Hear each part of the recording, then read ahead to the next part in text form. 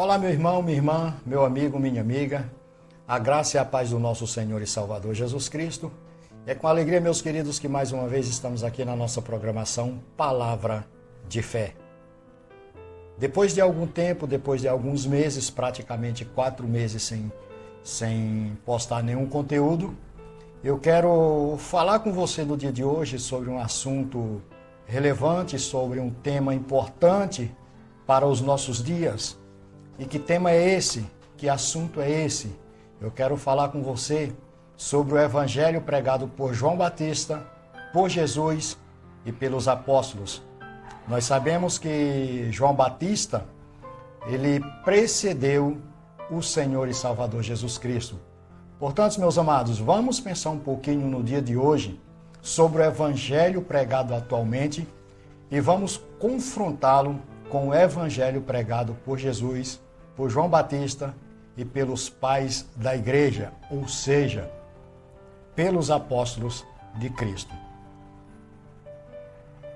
Nos dias de hoje, meus queridos, cura, libertação, prosperidade, restauração de relacionamentos, casamentos felizes e etc. é que vemos comumente nos nossos dias isso como prioridade. Entendo eu, de acordo com a palavra de Deus, que o foco está distorcido, o objetivo está errado. Nós sabemos perfeitamente que tudo isso o Senhor Jesus faz, mas essas coisas são superficiais diante da tão maravilhosa salvação pregada e ensinada pelo Senhor. Nós vemos que hoje, por exemplo, as pessoas precisam ter um atrativo, as pessoas precisam ter algo que realmente os tragam, algo que realmente, vou usar esse termo, fisgue-os para uma igreja, para ouvir o evangelho. No entanto, nós sabemos e entendemos que a palavra de Deus, ela é suficiente. Mas para que as pessoas cheguem para Cristo, ao Evangelho, se ouve muito dizer, venha para Cristo. Será que você já ouviu isso? Ele te ama e quer mudar sua vida. O Evangelho pregado hoje é um Evangelho cheio cheio do homem. É um Evangelho antropocêntrico. É um Evangelho onde tudo está voltado para satisfazer a vontade do homem. Ou seja, onde o homem é o principal.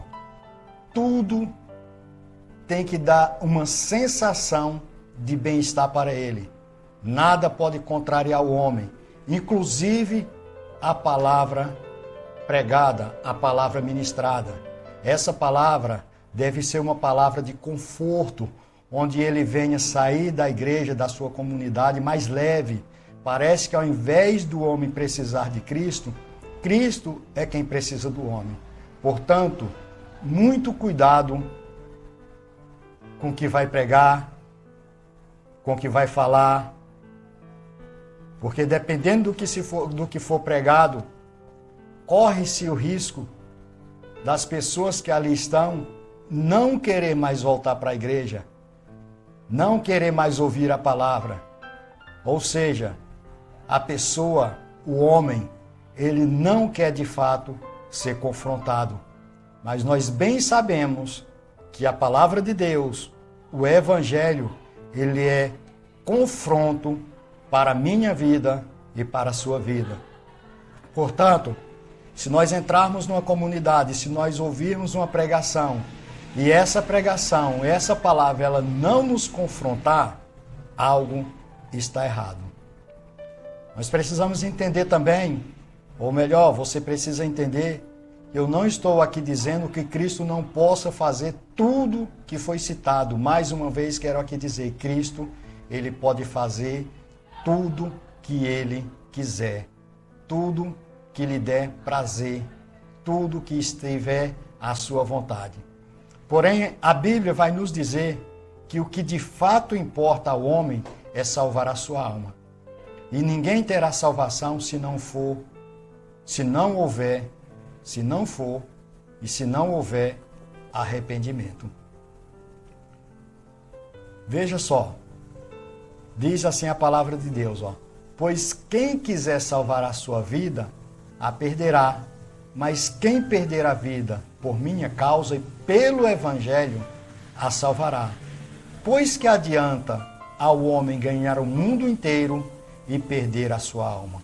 Ou o que o homem poderia dar em troca da sua alma?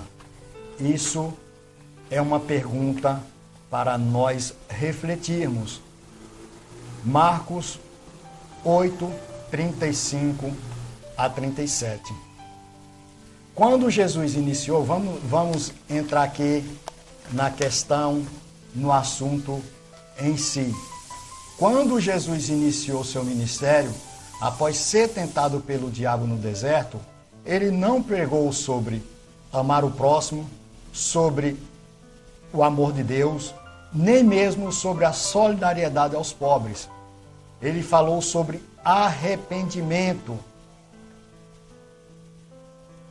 Entendemos que Cristo, ele tinha muitos assuntos para pregar. Ele poderia exatamente iniciar falando dos temas anteriormente citados aqui, mas preferiu começar pregando sobre o arrependimento. E nós vamos entender. Mateus 4,17 diz assim, daquele momento em diante, Jesus passou a pregar e dizer, arrependei-vos, porque é chegado o reino dos céus. Então, logo nós podemos entender que arrependimento é a porta de entrada para entender tudo mais que ele ensinou. De modo que, se não sabemos o que é arrependimento, certamente não sabemos mais nada sobre Cristo. Às vezes se dá a impressão que Deus ele vai realizar na vida das pessoas tudo que aquela pessoa deseja e tudo bem.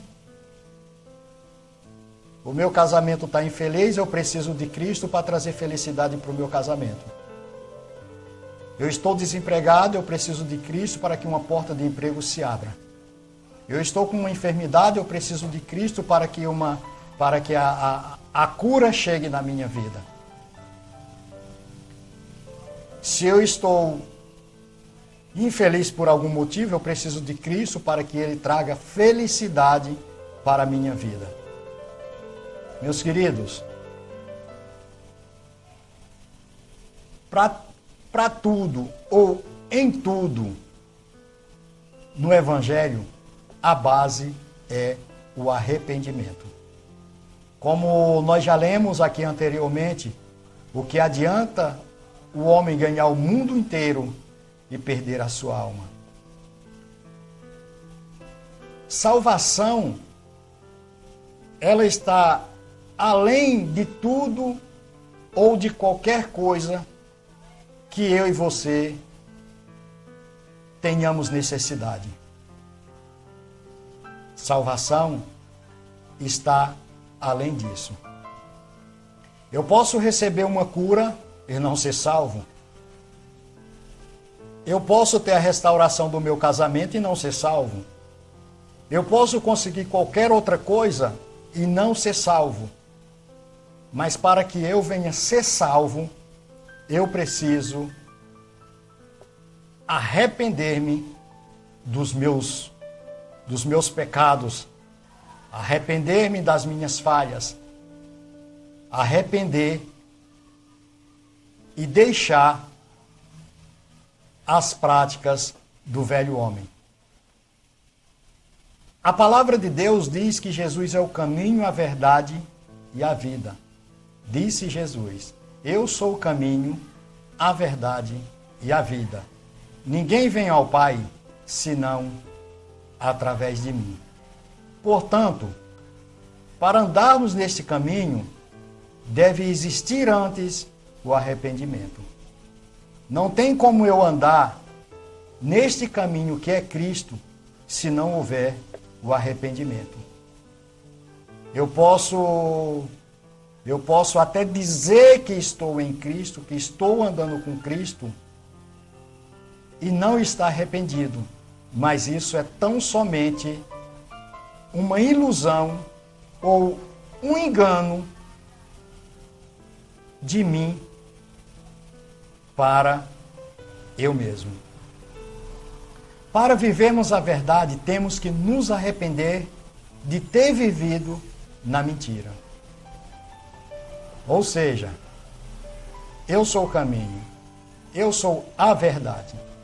Então, para andarmos nesta verdade que é Cristo, temos que nos arrepender da mentira que éramos outrora. E para termos vida, precisamos nos arrepender e morrer. Assim poderemos renascer e ter uma vida plena em Cristo Jesus. Portanto, meus queridos, essa mensagem no dia de hoje, esse conteúdo no dia de hoje, é exatamente para quem reconhece que é pecador e necessitado do perdão de Cristo. Porque ele veio chamar o homem ao arrependimento. Lucas 5,32 diz: eu não vim chamar justos, mas pecadores ao arrependimento. Nós vamos ver que em Atos 3,19 está escrito dessa forma: arrependam-se, pois, e voltem-se para Deus, para que os seus pecados sejam cancelados. Observem o que diz: arrependam-se, pois, e voltem-se para Deus, para que os seus pecados sejam cancelados. Só por meio do arrependimento é que de fato nós vamos ter um encontro verdadeiro com Cristo. Nós sabemos que João Batista, ele precedeu a Jesus, que a palavra de Deus vai dizer que João Batista, ele veio preparar o caminho. E sua pregação iniciou-se com chamamento ao arrependimento. Hoje está cada vez mais raro pregações onde se fala de inferno, pecado e arrependimento. Portanto, deixa-se a impressão de que não se faz necessário transformação para entrar no céu. O que importa, na verdade, é o carro do ano, é o casamento feliz, é uma mansão, é viver uma vida regalada aqui nesta terra. E interessante é que a palavra de Deus vai dizer: louco, esta noite pedirão a tua alma, e o que tu tens preparado, para quem é?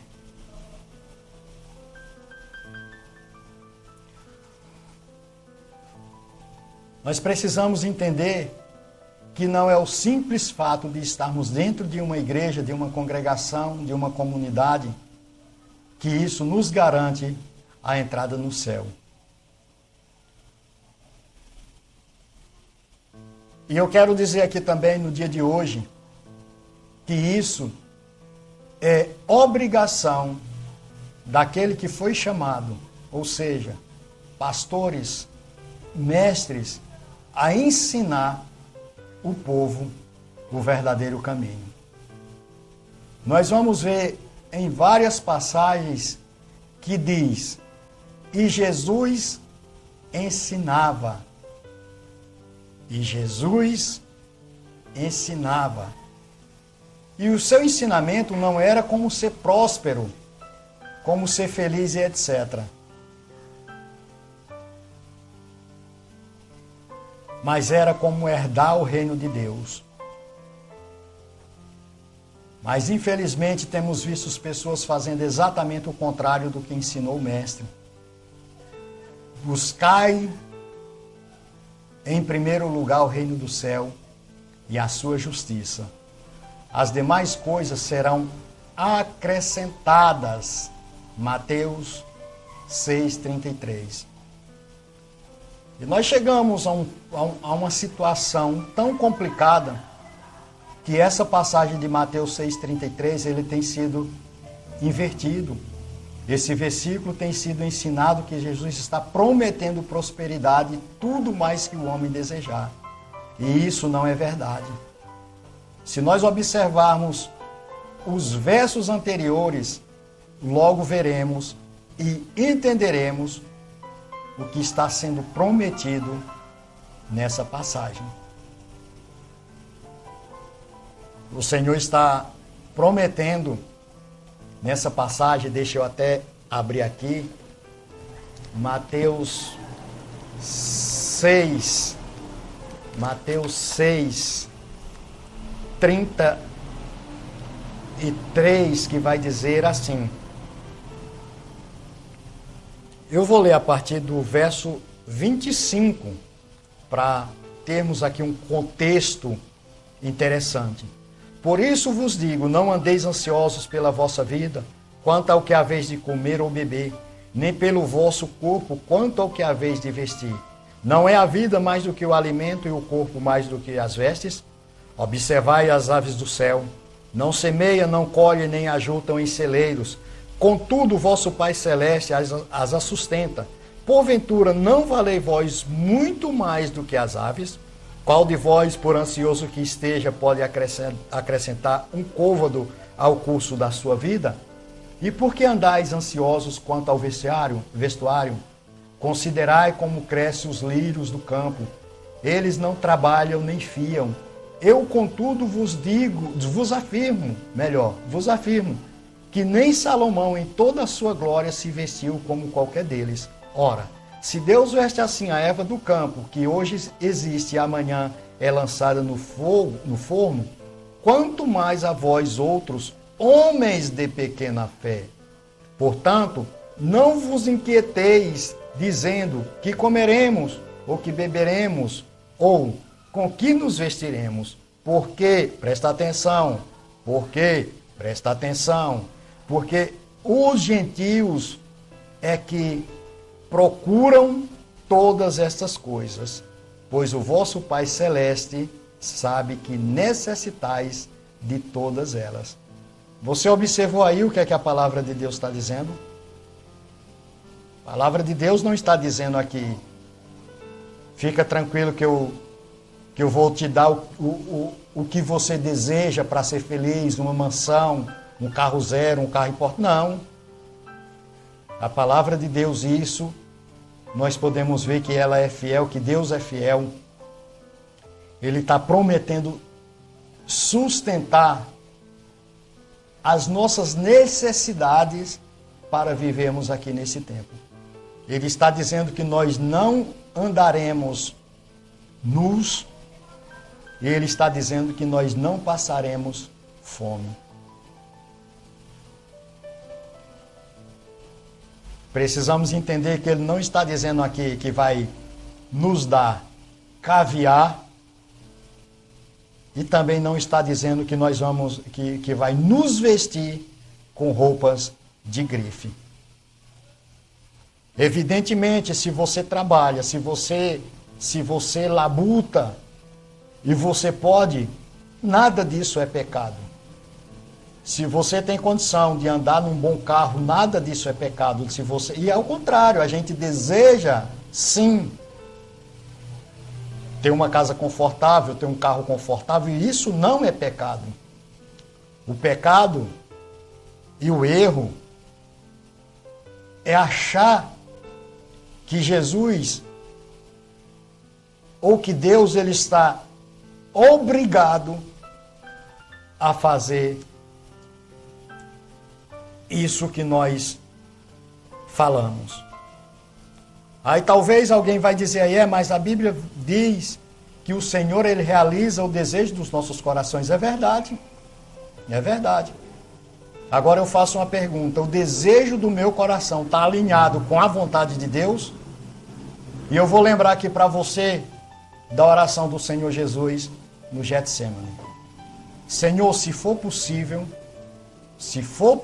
afasta de mim esse cálice. Portanto, não seja feita a minha vontade, mas a tua vontade.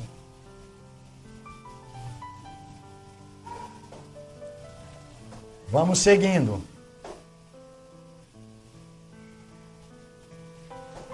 Vamos seguindo aqui.